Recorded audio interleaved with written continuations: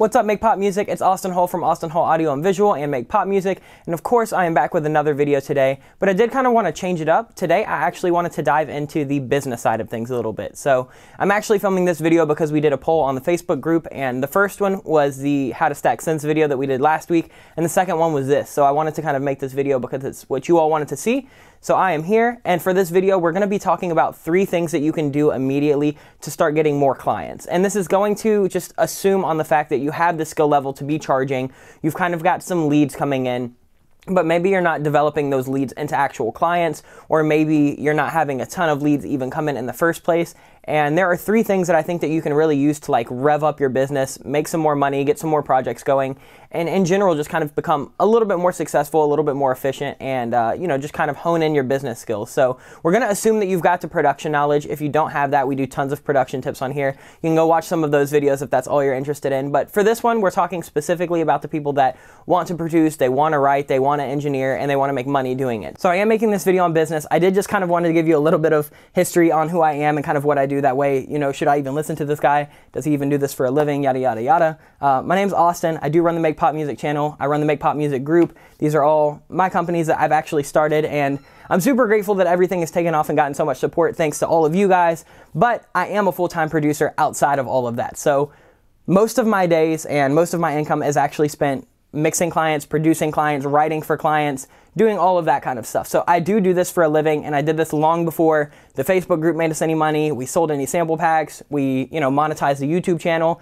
I was already producing, I was already making a living. So, I mean, you don't have to listen to me. This is just things that have helped me personally. But honestly, I think that these things are really, really important, and I see them working for myself and a lot of my peers. So I just kind of wanted to give you a little bit of background on who I am, kind of what I do, just to kind of establish myself and, you know, show you that I'm not just somebody who is preaching things that I don't practice, or I'm just another guy on YouTube just kind of spitting, you know, Gary Vee quotes and stuff like that. But anyway, let's hop back in. So I've got 3 general kind of parameter tips that I'm going to talk about, and then within each one of those, I'm going to kind of talk about specific things that you can do to kind of work on those. Number 1 is going to be just developing communication skills. Number 2 is going to be how to actually improve your efficiency and your workflow. And number 3 is going to be demonstrating value to your potential clients and customers or artists. So let's dive a little bit into number 1. I know it sounds super basic, and you would probably think, of course, you're going to want communication skills. You're a business person. You should be able to talk to people.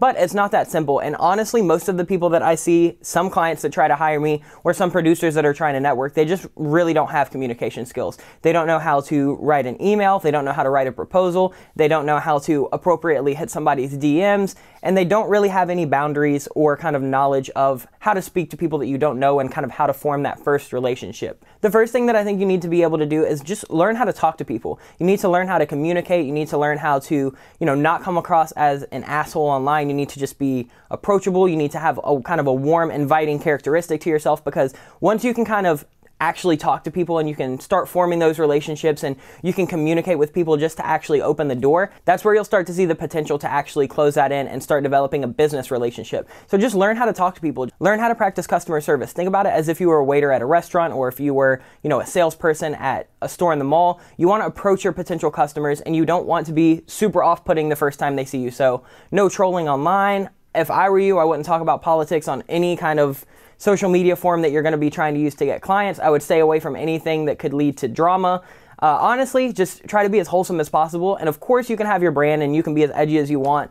That's not what I'm saying at all. I'm just saying that if you're trying to get clients, the better that you can represent yourself and the better you can kind of communicate with people from the start, I think it's going to work out so much better. Another thing with communication is you need to know how to communicate with the actual artist. I hear so many times artists are working with producers, or producers are working with other producers, where they're not really communicating their ideas effectively, and in turn, the project's not really going anywhere. The artist is trying to say one thing, but the producer doesn't really know how to interpret it, or producer A is trying to tell producer B one thing, and they don't really know how to interpret it. So just kind of learn how to communicate your ideas. Find those words that are going to resonate with the artist. I know we kind of all make fun of them in the audio community, you know, the warm, the punchy, the soft, the fluffy, all those weird kind of characteristics that can describe sound in a more visual way or something that might relate to their daily life. They sound goofy, but honestly, communicating like that can help a lot of clients. So you need to be able to decipher what a client client means when they say, hey, these guitars are cool, but I kind of want them a bit fluffier. You know, you have to kind of interpret that to mean they don't want as much transient attack on them. They want them a little warmer. They want them a little softer. And that's what they're trying to say. They just don't know how to say it. Remember that they're not the engineer. They're not the producer. You are. So you need to be able to kind of take those, you know, layman's terms of production tips or you know, their sound that they're going for, and you need to be able to kind of translate those into a workflow that's going to work for you. Another thing with communication is know how to sell yourself on a call. So say that you have a lead come in. The first thing I do when I have a lead come in, if I'm interested in pursuing it, is I book a call with them, because when I'm booking a call with them, I've already had the lead come in. They showed interest in my services. They've showed interest in me as a producer, as a person. So I'm booking this call, and when I'm going into this call, I'm going in with a mindset that I've already got them as a client. The only thing I have to do is kind of talk about workflow, how we're going to get this project done, and then basically just close it out. So when I'm talking to a client on the phone, you have to go in and you kind of have to know, this is my price that I'm going to give them. This is the timeline we're going to talk about. It's really cut and dry, A, B, and C. You have to be approachable, but you also have to be, you know, very professional. You're presenting yourself. The more confident you are, you're going to take that authority over that project super, super quickly. You're not going to be dealing with the people that have, you know, 300 revisions, or they're not respecting what they do, or they're trying to cut you down on your rates. You don't have to deal with those people as long as you know how to, you know, once you book that call, really, really sell yourself, sell your services. I promise you, you're going to book way more if you just start booking actual calls. Just think about you selling your services as somebody would sell anything. I know that it's music and it's art, so we have to kind of put, you know, a prestige on that. But at the same time, we are selling a service. We are selling our time. We are selling our ideas. So make sure that you kind of know how to word that to say, look, I have value. I know my value. I'm willing to demonstrate my value to you. And in turn, this is what I'm kind of expecting from you. This is a timeline I can work with. Here's kind of the parameters that I work within. You know, we can do the project this way how you want. We can do the project this way how you want. It's good to be flexible, but it's also good to kind of have a vision planned before you even go into that phone call. So book some phone calls, and when you go into them, actually have an idea of what you want from them. The second general thing I want to talk about is just improving your workflow and your efficiency. I work with clients all the time that tell me they've worked with producers that have taken weeks or months to get back on revisions, or it's taken their song 4 or 5 months to even finish up. And honestly, it's kind of unacceptable. If it's taking you that long, you're probably overbooking yourself. You need to raise your rates. And if it's taking you that long because you're lazy, you probably shouldn't be doing this for a living. So my thing is, once a client comes in, I want to book them. I want to get it done as quick as possible. I'll work on their timeline. So if they, you know, have an emergency that comes up, or if they're not ready to track vocals or whatever, that's fine. I'll work around their schedule, but I never want somebody waiting on me. And in turn, once you start to do that, a project's only taking you 2 days instead of 2 weeks. Once that project is done, you just move on. You know, you print the stems, mix is done, send it off. Once that one's done, you print it off, send it off. And so being able to kind of wrap these projects up in a couple days or a week rather than a couple months to half a year, that's really going to open the door for you to just start taking more and more and more in general. So, you know, if you're having leads come in and you're feeling like you're overwhelming yourself, or you're just being too flooded, kind of pay attention to, like, this is what's taking all of my time. This is what's not making me any money. Start to kind of trim the fat off. You know, you have to figure out what is making you all of your money, what's taking all of your time. And if something's taking more time than it's making you income, or it's not, you know, really aligning with your overall goal, maybe scratch that. Maybe put that time into something else. You know, if you're a producer and it's taking you forever to mix your songs and you're not really making any money from the mix stage, maybe just talk to the artist about hiring out a mix guy. Or if you're a mixing engineer that doesn't want to do mastering, hire mastering. Or if you're an artist that would rather focus on actually being the artist, hire a producer. The thing is, like, we have all of these networks and these circles to hire people that can help when we're not doing something as efficient as possible. So if you can do it all, by all means, go ahead, produce it, mix it, master it, yada, yada, yada. But if it's going to mess up the timeline or the quality, definitely think about outsourcing it. And you don't have to take that hit. Just make your budget, and then tell them, we can work with this person that I work with. It'll be an additional blah, blah, blah. And I can kind of facilitate all of the back and forth with that mixing engineer or with that other producer or whatever. You can kind of handle all of the logistics similar to like an executive producer would on a project, and, you know, exclude that from your personal budget. So that's always one way to do it. And then another thing too is try to take multiple projects at one time. I see so many people every day that, you know, they have several mixes booked, but they'll only do one mix a day. Like, you've got to improve your workflow. You've got to see how long it's taking you to do stuff. If it's taking you a whole day to mix, then you should be charging, you know, the entire day's worth of rates, and then however much time it's going to take you to do revisions, and then however much time it's going to take you to do stems. And, you know, the longer it takes you, the higher you have to make that budget for that client, because you have to be paid for your time. So if it takes a guy 2 hours to do a mix and they can do 4 mixes in a day, and it's taking one guy 8 hours to do a mix and he can do 1 mix in a day, and they're both charging the same amount of money, I mean, do the math. You've got Bill over here making $400 from one song, and you've got Joey over here making $1,600 from 4 songs that he did in the same amount of time. So there are kind of tips and tricks that you can use to improve your workflow. Some stuff is like just, find some actual apps or programs just to kind of help facilitate a lot of the back-end stuff, like your invoicing, your booking, your scheduling, all of that kind of stuff. There's tons of like CRMs and project managers that can help with that. There's tons of videos online about that. So if you need help, just look up, best CRM for music producer or best CRM for home business or whatever. But stuff like that is really going to help the back end that takes a lot of time and it's really, really boring work. And then other than that, just kind of focus in on your projects and think, this project, we've got 100% of a project. Do I want to spend 2 hours, messing with this delay throw back and forth and back and forth and back and forth, spending 2 hours on one little thing that's not going to make or break the song? Or would I rather focus that 2 hours on something that is super, super crucial to the song, like the vocal mix or maybe doing some rearrangement? So don't spend too much time on stuff that is really, really minuscule details. Of course, we want it to be as perfect as possible, and you don't want to kind of, compensate or just kind of leave stuff on the table. But at the same time, you have to be as efficient as possible. Otherwise, you're never going to get anything done. They say that like a track is never finished. You just kind of quit on it whenever you're ready to release it. And that's true. You're never going to be 1,000,000% stoked about it. And even if you are at the time, you'll listen to it 6 months later and find something. So don't overwhelm yourself with the stuff that is super, super, super, super nitpicky, and then neglect the stuff that is bigger picture stuff, or take, longer on the super nitpicky stuff rather than you do on the major stuff. So really just try to handle those broad strokes things in the most time, and then kind of narrow that in, and then start focusing on the smaller stuff. So like even with composition or with mixing or with writing, like with writing, you want to focus on the hook, then you want to focus on the verses and the pre-choruses. Then you can start focusing on, the ad-libs, the harmonies, all of that little extra flavor. But spend the most time actually writing that hook, because that harmony is probably not going to make that song. It's cool if it's there, it's probably fine if it's not. So don't spend 90% of your time trying to figure out a harmony for a hook when you don't have a hook in the first place. My last thing for improving efficiency is you have to become a multitasker. You have to be able to be working on multiple projects and talking to multiple clients at the same time. If you really want to make a substantial living doing this, you've got to be able to take 5 or 6 clients at one time, where you're doing a mix here, a production here, whatever here, and you have to be able to know, like, okay, well, I've got John over here who is a mix, and he's a indie pop mix, and he needs this, this, and this. This was his budget, this is his timeline. But then on the other hand, I've got Brittany over here who is a singer-songwriter, and she's got this project with these details, and you have to be able to keep them separate. Those clients should never know that you're working on other people's stuff at the same time. You shouldn't be having to sacrifice on Brittany's project because you're focusing on John's project.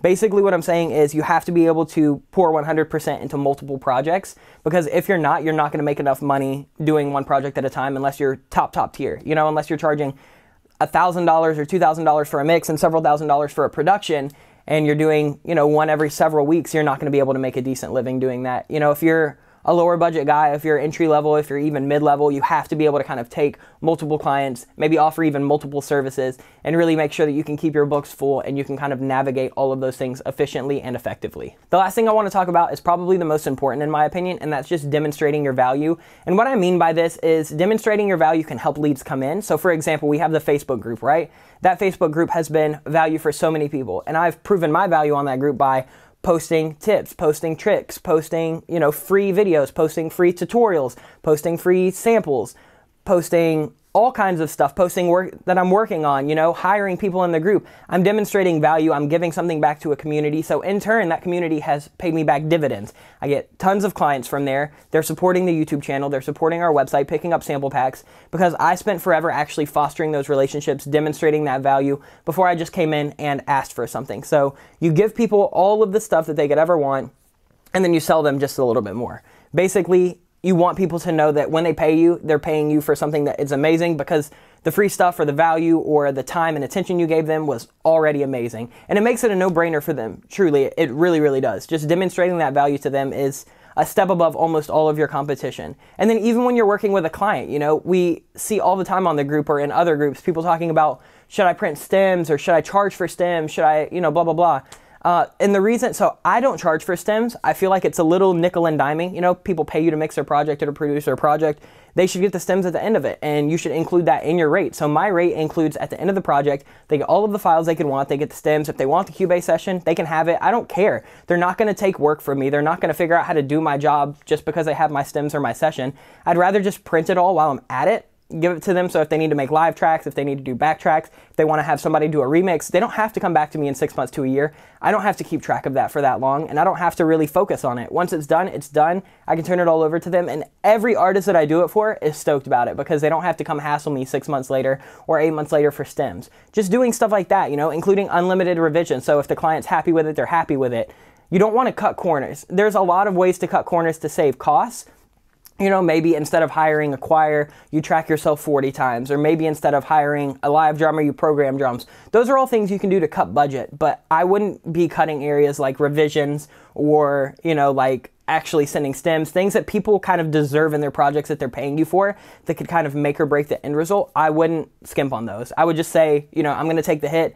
If it takes 40 revisions, it's because I'm not doing something right and I need to get it to where they want to go, you know? And I've had songs that me and the artist just didn't really click on. Honestly, they hired me and I thought it was going to be sick, and we go through tons and tons of stuff, and at the end of it, or even halfway through revisions, I'm like, honestly, man, like, I don't think my vision is aligning with your vision. I'd rather just refund you. I'm sorry for wasting your time. I don't think I'm the right man for the job. Best of luck. And then, you know, I lose a little bit of money, save a good bit of time, and I don't have to feel bad about the project coming out that I'm not stoked about, or the artist is not stoked about. So just find a way to demonstrate that value. You know, don't be afraid to refund people. Don't be afraid to do revisions. Don't be afraid to send stems.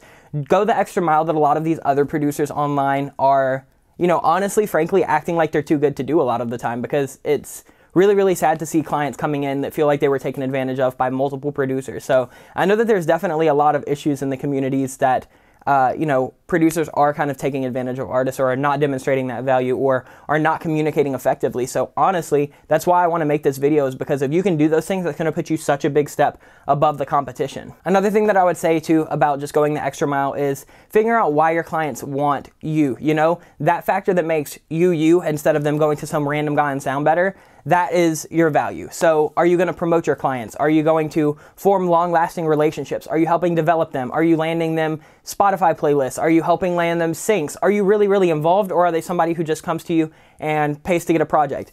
Both are fine. I have lots of clients that just, you know, they need a mix, they come, they hire me, I do the mix, I send them on their way, I do a good job, and it's awesome. It's like they pay for a service like you would go to a mechanic. But I also have a good handful of clients that I'm really, really involved with. I'm part of their team. They come to me for everything. I've, you know, helped them kind of talk about landing shows, landing playlists. I'll, you know, make them live intros if they need it. I'll go the extra mile just because I'm part of their team, and if they make it, they're taking me with them. So it's good to have, I think, a mix of both. I think it's good to have like your ride or dies who, if they get signed to Sony, you're going with them. Or, you know, you've got, on the other hand, somebody just needs a mix for a couple $100. You can get it done in a couple days.